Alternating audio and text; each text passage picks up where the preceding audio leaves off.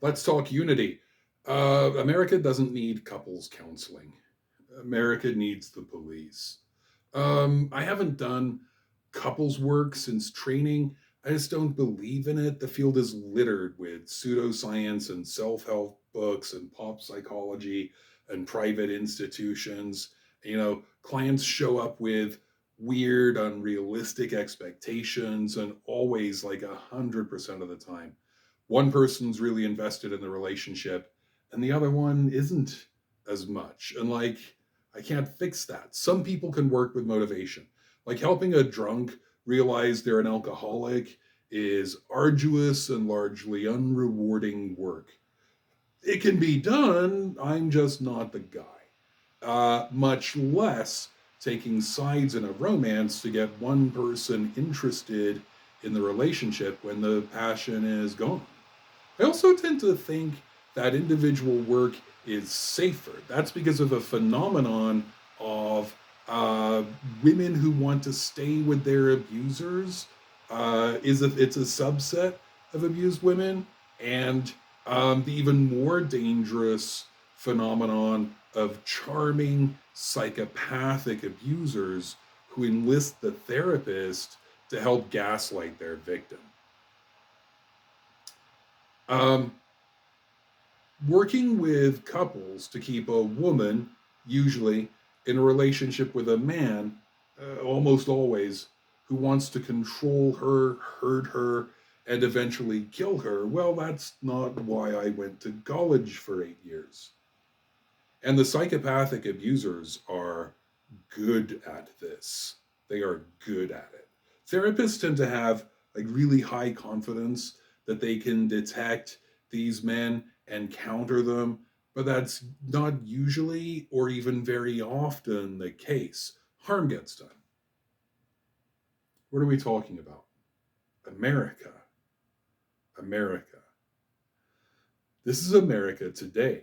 We have calls for unity on both sides of a deep political division, calls for lowering the temperature, for having a president for all America and the American people and doing the work and of the people and whatever, whatever. We had that 6 years ago too in 2016. In 16, it was pure, unadulterated gaslighting. The white nationalist, we're currently still in the process of deposing, wanted to change language itself so that loyalty meant slavish devotion to Trump. Patriotism was white nationalism. Saluting the flag was saluting racist cops and soldiers occupying nations where people have dark skin. Today, I mean, it's somewhat sincere. Responsible people can see our democracy isn't sustainable when 30% of the country think the other party are child molesting Stalinists and that anything short of free market anarchy is socialism. We'd have to bring people together. Even families are riven, with some members gone straight off the deep end into psychotic QAnon hell. If all this reads as one sided, well, it rather is. Save your false equivalences for someone else, okay? You're part of the problem. The thing is, half the country, and hopefully more, we want detente. We want a unified nation standing together, getting important things done. But there's an element that doesn't want that. They want minority rule and hereditary political power. They want to maximize shareholder benefit and will kill us all in the long run to reach that goal. They exhibit no conscience. So let's look at what is divisive in this country. We can start with what the Russians push on social media, anymore, what Elon Musk pushes on social media, QAnon, obviously, but feminism too. That's right, people. The idea that men and women should have equal protection under the law, equal rights and responsibilities, that is a divisive idea. It's a common sense notion that in a reality based environment, would garner no pushback at all. But in this stupid family, country, rich Uncle Hector always has something to say from the divan in the corner. Hector is a troll. We used to just put him out of the way and only talk to him on Thanksgiving, but Facebook and Twitter have given him a goddamn megaphone. Now there are platoons of disciples of men who should never have been taken seriously. Musk, as poorer countries train terrorists to blow themselves up for God and causes that don't really matter to them, so the internet, with the power of trolls, trains young American men to oppose any social justice measure. Rather than virgins in heaven, the promise is that their faith will remain ascendant and that women will take their proper role of baby incubator, barefoot and pregnant. Worse, there's political profit in all of this. As I've explained before, people with boutique beliefs can be co opted into the larger fake news environment. If you show you care about them and agree with their pet issues, they will agree with your pet issue. Take the conspiracy theory blogosphere, throw in some right wing politics, and you've got a toxic melange on your hands. These guys don't want unity. They profit from division and chaos. They get political power. Democracy depends, in part, on the informed nature of the citizens. If you lie to them, you can get enough of them to believe they won an election they lost, that those terrorists show up at the Capitol with murder on their minds. I want unity. I think more than half of us do. But some people are left out of American prosperity. When black people are murdered by police and someone complains, that's an opportunity. The Russians agitate both sides of the issue. We don't need the Russians anymore anyway. Republicans and Uncle Hector also agitate their side of the issue to get a reaction, in effect, agitating both sides. They're on the wrong side of every issue, stirring the pot, keeping us divided so they can get what they want. Political gridlock. Black Lives Matter should not be a divisive issue. Examining how police operate and to what end should not be a political dividing line. Equal pay for women should not keep your family from meeting for Thanksgiving dinner. Regulating carbon dioxide is an existential concern. Failure to do so is killing us now. But we still have to do what Uncle Hector wants and fight about it. Fight about the basic facts of the matter, round and round in circles, and never actually do anything.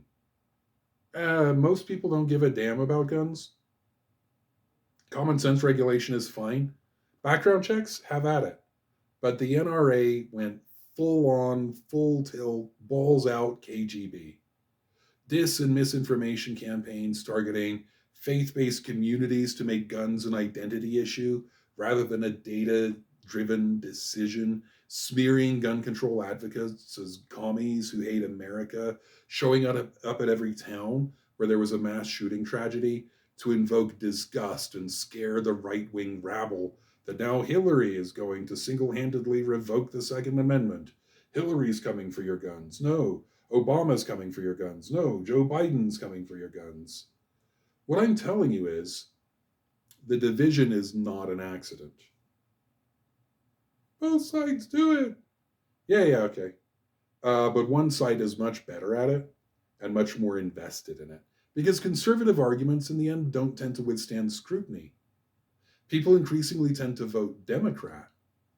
So the only way to win is to destroy the information environment. Unity isn't a simple decision. We can't just hug it out and be friends again. 30% of the country just supported a coup. 40% of the country always thought Trump was doing a fine job when he was abusing children, corrupting government agencies, inspiring terrorists to action, buddying up with dictators, sowing doubt among our allies, trying to help Russia economically, and lying 20 times a day through his Twitter bullhorn. 20 times a day. That's a wild underestimate. Fox News and the right wing blogosphere that now eclipses it have brainwashed 40% of the country. They oppose detente because it's bad for them. Unity is a decision. Decisions have stages. In stage one, we reach a conclusion about what must be done. In stage two, we reach a conclusion about whether to do that. In stage three, we act on that decision. In stage four, we face challenges to that action in the form of opposition, circumstance, or exhaustion. And there is no stage five. For hard decisions, the battle wages eternally. That was our mistake with the civil rights movement, thinking it was over when the opposition did not think it was over. If we want unity, we need to start by removing from office all the people who want disunity. Telling Democrats to just make up with their uninvested partner is like telling a battered woman to have more empathy for the husband who beats her. Trump has to go all the way. And we all know he's just the guy who took over the organization. The Lauren Boeberts have to go too. And the QAnon NTGs and Matt Gateses off into obscurity, stripped of office and the ability to regain it. Social media needs massive reform. We can't have unity when half the country is engaged in a folie à deux, a shared delusion. And even less so when the owners of the social media are invested in the dysfunction of the social media. The American news media needs massive reform. We need educational reform so our children learn how to reason without interference from political interests. We need science reform so that journals can publish negative findings and for profit companies can't tell us how to experience our feelings. I'm talking about a long, hard, soul wringing fight from now past the day everyone is reading this has died because the human urge to selfishness is central. Unity will take effort. It will take equal effort from all sides. Impeachment doesn't have to be divisive. Like feminism and racial justice and climate action, it was at the time of writing, impeaching Trump was the right thing to do. When the right thing is divisive, we have to examine ourselves closely. Impeachment, or in this case, prosecuting former President Trump, could bring us together. The right wing could level with their people. They could even offer face saving concessions. We could excise Trump for the good of the people, then move on with the people's business of democratic reform, judicial reform, economic growth, and climate action. What I won't do is try to have more empathy for the people who are hurting us.